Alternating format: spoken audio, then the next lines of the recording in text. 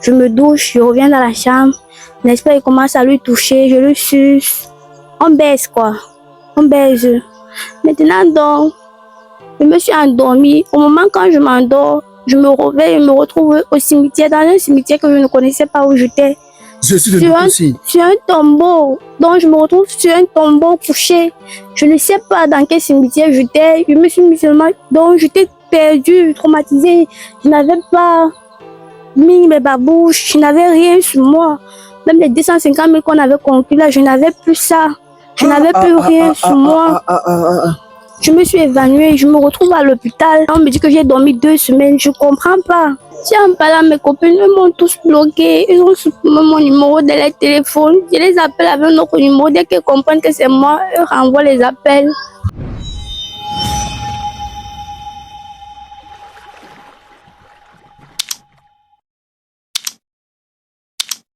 Mesdames et messieurs, bienvenue sur Télé-Réalité 237, c'est Juan Majul, le garçon difficile.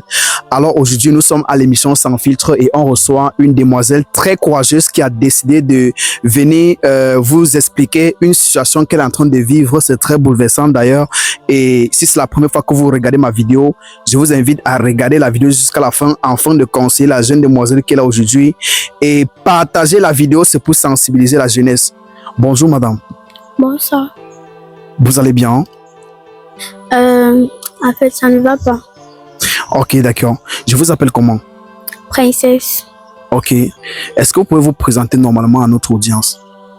Je m'appelle Princesse. Il y a 23 ans. Je vis à Bonamoussadi. Ok, d'accord.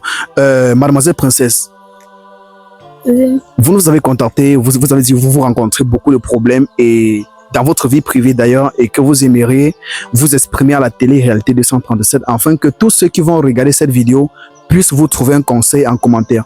Alors, est-ce que vous pouvez nous expliquer ce qui ne va pas de A à Z afin que tous ceux qui regardent cette vidéo puissent te trouver un conseil? Oui, je peux. Ok, nous t'écoutons maintenant. Tout d'abord, bonsoir à tout le monde. Je suis venue ici pas pour qu'on me juge parce que ce n'est pas d'abord facile ce que je vais parler. C'est un truc vraiment difficile de ma vie. Et surtout que je suis en train de traverser, ça fait il y a 2 semaines. Je suis en train de traverser cette épreuve et du coup, pardon, je veux des conseils. Je suis venue ici pour des conseils, comment je vais faire. Voilà. En fait, moi, c'est Princesse. J'ai fini. En fait, j'ai arrêté l'école pour manque de moyens. Ok, je te laisse arrêter le micro, j'arrête. Non, je vais arrêter. Ok. Je m'appelle Princesse, j'ai arrêté l'école. J'étais en 3e année université. Pour manque de moyens, j'ai cherché le travail. C'était pas facile, j'ai cherché le travail. Mes patrons m'abusaient. Donc je travaille, soit on ne me paye pas, soit les clients me dérangent. Donc j'avais un groupe d'amis. Dans un groupe, j'ai les copines d'enfance depuis longtemps. Je suis partie les voir comme on part rendre visite à quelqu'un. Je suis allée rendre visite, elle m'a dit que j'ai causé avec elle, mais comment tu fais? Tu es toujours présentable, belle, tu as les gros téléphones, donc tu es toujours belle quoi. Oui. Oui, elle m'a dit que si je veux, elle peut me faire découvrir. Donc je sors avec elle chaque soir. J'espère que tu comprends ce que je dis. Donc on part chez les clients dans les snacks. On couche avec eux. Chez les clients, comment? Je ne comprends pas. Est-ce que tu peux être plus bref et plus clair parce en que fait, il y a les gens qui sont en train d'écouter en direct. En fait, comme on sort dans la nuit, un peu, il y a prostitué quoi. On sort, on part chercher les clients dans les snacks, ils nous payent. C'est un peu ça. Ok. Voilà. Et maintenant, donc, il y a de cela 2 semaines. Je suis sortie comme je sors d'habitude. Je suis allée dans un snack. Je suis allée dans un snack à Bonapruso comme je sors d'habitude, pour chercher mes clients, mes capots. L'espace où je suis assise, il y a un monsieur dont je suis là. Ça ne fait pas 30 minutes, le monsieur arrive, il pète les champagnes. Il demande qu'on m'envoie 2 bouteilles sur ma table. N'est-ce pas, je sais déjà qu'il est intéressé par moi. Je me mets à boire. Il déplace le manager du snack pour venir me parler. On s'arrange sur le prix. On a causé parce que moi, je ne rentre pas avec le client à moins de 200 000. Tu vois. Pardon, en fait, je n'ai pas bien suivi. Je rentre pas avec le client à moins de 200 000. Donc, ce qui veut dire que tu ne couches pas avec un homme à moins de 200 000. Oui, c'est ça. Je ne couche pas avec un homme à moins de 200 000. Et j'ai causé avec lui. On s'est entendu. C'était bien. Il avait prévu me donner 250 000, dont 50 000 pour mon transport et 200 000 pour mes services. Jesus. Voilà. Et du coup, c'est comme on a commencé, on est parti chez lui. Après la fête, quoi. Après, comme on a fini de boire, on allait chez lui. Sa maison était toute belle. Ses photos, ses portraits au mur, les gardiens. Donc, la maison était belle, quoi. C'était une belle maison. Okay. Voilà. C'est où on arrive. Il commence à causer avec moi. Il me demande qu'est-ce qui t'a amené dehors, un peu les trucs comme ça. Je lui dis que je ne suis pas venue ici pour ça. Finissons vite. Je vais rentrer. Oui. C'est où on arrive dans la chambre. Le monsieur retire 3 mallettes. 3 mallettes, dans les mallettes que les messieurs portent pour aller au travail, dans les coffres là. Oui. Il y avait l'argent rempli dedans. Donc, Jésus de Ndokoti. L'argent emballé avec les fonds remplis dans les 3 mallettes. Il me dit que tu ne veux pas changer ta vie. Je change ta vie. Je change ta vie là maintenant. Je lui dis que ouais, je ne veux pas changer ma vie me plaît ainsi. Je ne veux pas changer ma vie. Ma vie me plaît ainsi. Il me dit que je veux changer ta vie. Je ne te donne plus 250 000. Je fais pour que les mallettes sont à toi. Je lui dis que non. Non, non, je ne suis pas venue ici pour ça. Je suis venue ici pour un service qu'on a conclu. On fait le service, je pars. Il me dit que ok, il n'y a pas de problème. Voilà où donc, je rentre, je me douche parce que j'étais avec lui. Je me douche, oui, pour être propre, quoi, pour qu'il n'arrive pas dans moi. Tu vois, avec la sueur, la transpiration que j'ai dansé. Je me douche, je reviens dans la chambre. N'est-ce pas, il commence à lui toucher, je le suce. On baise, quoi. On baise. Maintenant, donc, je me suis endormie. Au moment quand je m'endors, je me réveille, je me retrouve au cimetière, dans un cimetière que je ne connaissais pas où j'étais. Sur un tombeau. Donc, je me retrouve sur un tombeau couché. Je ne sais pas dans quel cimetière j'étais. Je me suis mis seulement. Donc, j'étais perdue, traumatisée. Je n'avais pas mis mes babouches. Je n'avais rien sur moi. Même les 250 000 qu'on avait conclus là, je n'avais plus ça. Je n'avais plus rien sur moi. Voilà où donc. Voilà où donc, je sors du cimetière en courant. J'ai pris n'importe quelle route. Je suis sortie jusqu'au carrefour. J'ai pris. Je vois les gens. Je me suis évanouie. Je me retrouve à l'hôpital. Donc, je me retrouve seulement à l'hôpital. On me dit que j'ai dormi 2 semaines. Je ne comprends pas.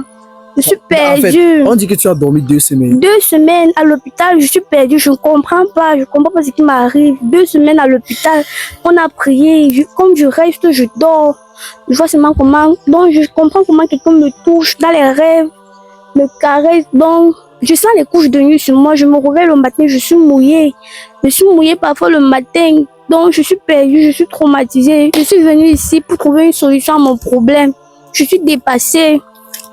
Je suis juste une petite fille qui me bat, que la vie n'a pas été facile pour moi. C'est un peu ça. Je suis traumatisée. Je suis traumatisée, oui, je suis là, pardon, aidez-moi.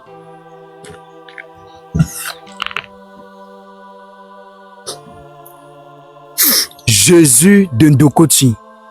Ça, c'est la beuh. La famille, nous venons tout simplement d'écouter l'histoire de cette jeune demoiselle princesse qui est là aujourd'hui. Alors, elle vient de nous expliquer la situation qu'elle est en train de traverser en ce moment, ce qu'elle est en train de vivre, c'est très émotif. Je n'arrive pas à faire pénétrer ça dans mon cerveau. C'est trop fort, en fait. C'est trop fort pour moi.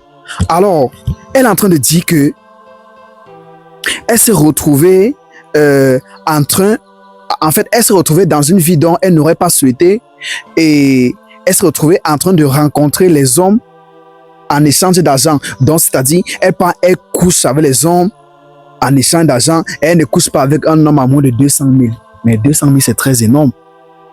Et en effet, la jeune demoiselle que vous voyez devant moi maintenant, elle est en train de nous raconter une histoire qui remonte à 1 semaine, donc c'est très récente.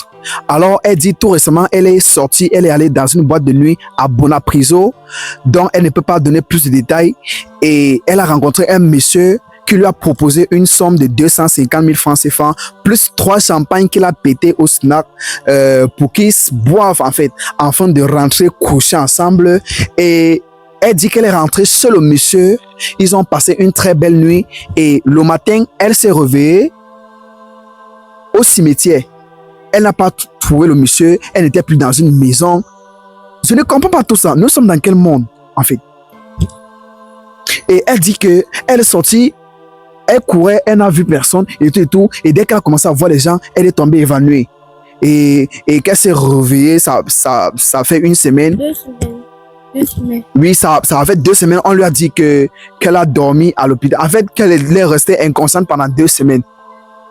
Je suis choqué en fait. Je ne comprends pas tout ça. Et en fait, donc là où tu es là, qui t'a dit qu'ici tu vas trouver conseil? En fait, je suis quelqu'un qui scrolle beaucoup sur les réseaux sociaux quand je n'ai rien à faire. Et du coup, parfois, je vois certains de vos vidéos, quoi. J'ai décidé de venir aujourd'hui. Même si c'est qu'on va me juger, mais j'ai décidé de venir aujourd'hui pour prendre conseil. Parce que je suis à dépasser. Je suis fatiguée des couches de nuit. Je suis fatiguée. Je suis venue pour comprendre. Donc, je veux savoir ce qui m'arrive. Je ne comprends pas. Ok. Déjà, en fait, je veux encore te poser 2-3 questions. Derrière ton histoire, quel est le conseil que tu es en train de donner à toutes les jeunes filles comme toi ou encore à toutes les jeunes petites filles qui sont en train de regarder cette vidéo? Ce que je vais donner, c'est que je ne regrette pas la vie que j'ai choisie. Parce que jusqu'à présentement, je ne regrette pas la vie que j'ai choisie. Ce sont les étapes de la vie qui m'ont amené où je suis. Tout ce que je peux dire à mes petits soeurs, c'est que le dehors est mauvais. Même si vous faites quelque chose, soyez prudent. N'ayez pas les longs yeux, le gros cœur. Parce que je peux dire que c'est à cause du gros cœur où je suis présentement. C'est le gros cœur qui m'amène ici. N'ayez pas le gros cœur. Et tout ce que vous faites, mettez Dieu devant. C'est tout ce que je peux dire présentement. Ok, d'accord. La famille, vous avez écouté. Alors, si vous avez un conseil à donner à la jeune demoiselle, n'hésitez pas tout simplement de vous diriger dans l'espace commentaire parce que je pense qu'en ce moment, elle a besoin de conseils. Je pense qu'elle a besoin de légendes pour lui conseiller. Alors, qu'est-ce qu'elle doit faire maintenant? Ou elle doit juste aller voir les pasteurs ou les prêtres, mais enfin qu'on puisse lui faire une bonne délivrance. Mince! Ça, c'est très grave. C'est très grave.